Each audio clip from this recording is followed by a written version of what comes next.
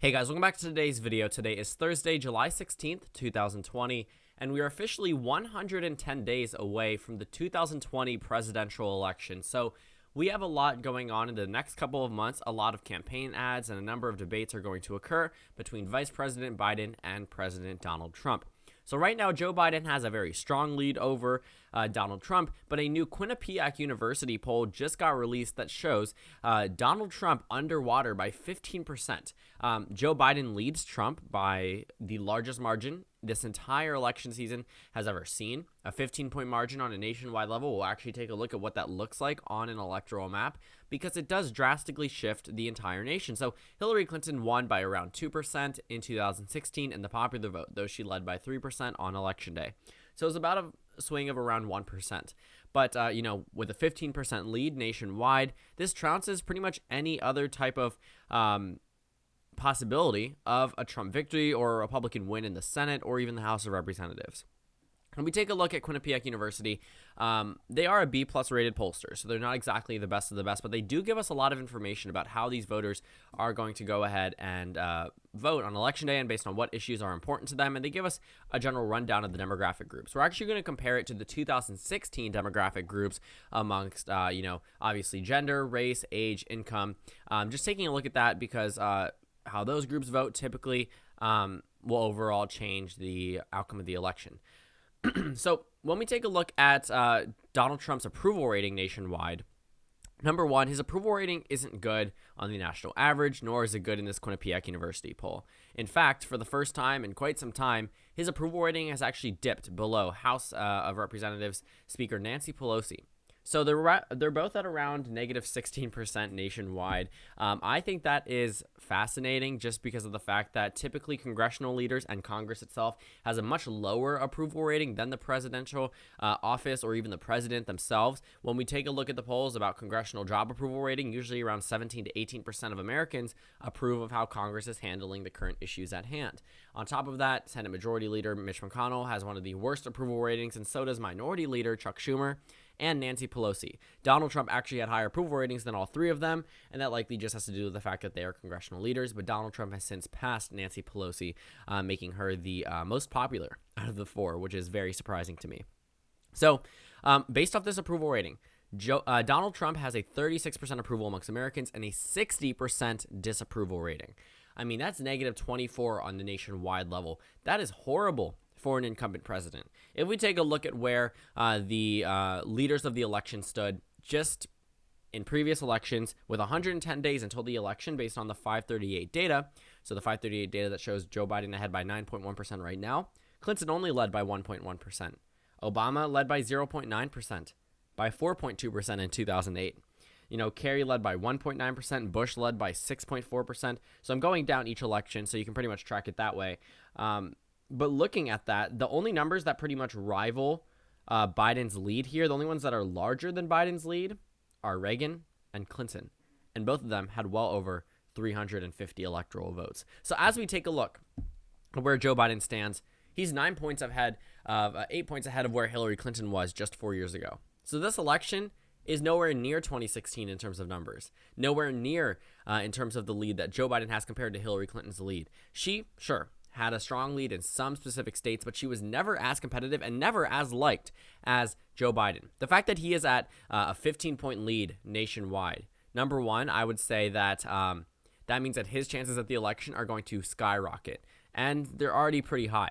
At this point in time, Joe Biden now has a 93% chance at winning the presidency. It actually ticked up from 92% just a couple of days ago. So while Donald Trump remains at a 7% chance of the presidency, the popular vote obviously doesn't get any better. Biden is expected at this point in time to reach 54.7% of the popular vote if the election was held today. Projected to November, 54.2%. Donald Trump is only at 45.8%. So Joe Biden nearly has a 10-point lead over Donald Trump in the overall popular vote, which means if that's possible, this poll may not be too far off. Sure, it may overestimate Joe Biden's support right now based off what The Economist projects will be the popular vote, but Donald Trump is absolutely underwater. And not only is he underwater in the popular vote, but like I said, in the Electoral College, the Economist actually moved over Arizona, which I didn't think they would do, but they moved it over into the likely Joe Biden column. This actually means lean because it's not very likely. They use different characterizations, but they've officially moved Arizona, a state that went to Trump by 4% in 2016 or 3.5%. Arizona goes to Biden based off this projection. So does Florida. So does North Carolina. So does Pennsylvania, Michigan, Wisconsin, all states that Trump won in 2016. So if we're talking about, a 15-point lead, we have to go ahead and take a look at the states that actually flip in favor of Joe Biden. I'm not going to worry too much about the margins, but just know a number of safe Republican areas, including Nebraska's 1st congressional district and Indiana and Louisiana, they all become likely states. But I'm not going to focus too much on the margins, just talking about the flip states. So Joe Biden absolutely would have to retain every single state that Hillary Clinton got. On top of that, he would flip Arizona pretty drastically. He would flip Texas. That's 38 electoral votes. Obviously, that would put him over the top. He would flip Florida, flip Georgia, flip North Carolina, flip Pennsylvania, flip Michigan, flip Wisconsin, Iowa, Ohio, Nebraska's 2nd, Maine's 2nd congressional district. So this is 181 electoral votes that Joe Biden would be able to flip if this holds true on Election Day. Obviously, a 15-point lead isn't feasible, but based off the projections we might see, it is possible that Biden could very well win by 10% on the national popular vote if Donald Trump keeps decreasing in terms of his chances.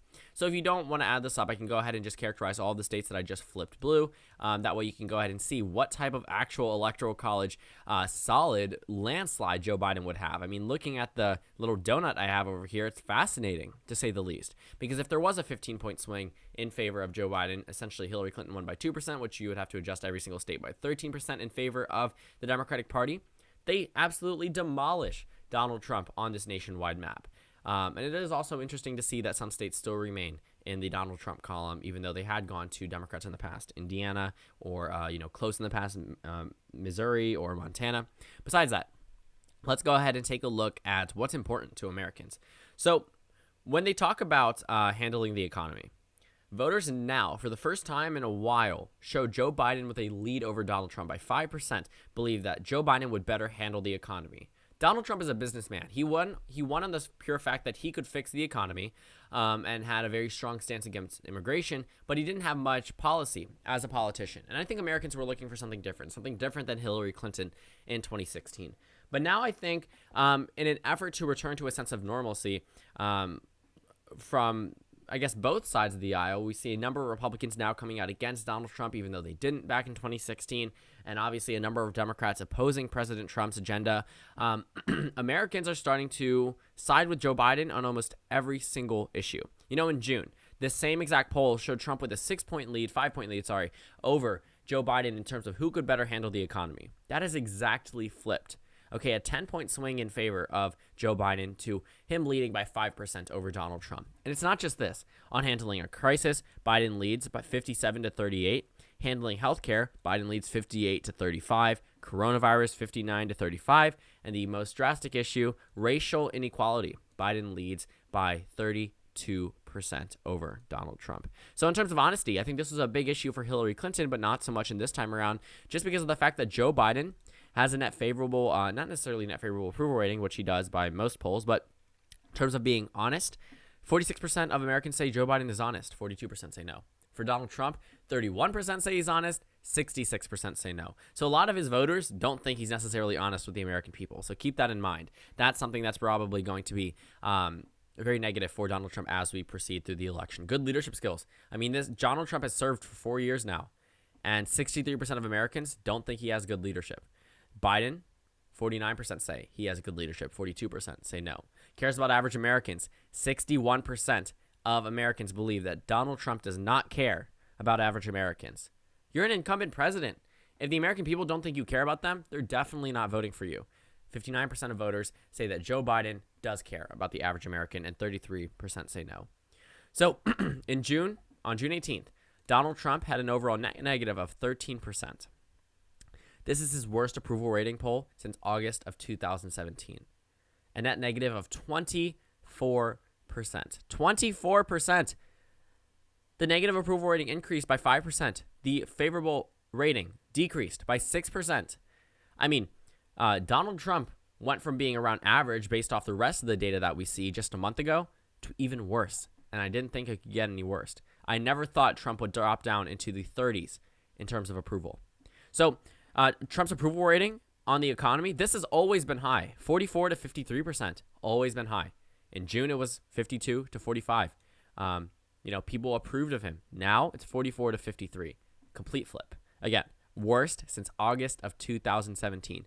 So besides all of the rest of these overall, issues, let's go ahead and take a look at where certain people voted for Donald Trump and Joe Biden. So let's look right here. If the election for president was held today and the candidates were Joe Biden and Donald Trump, who would you vote for?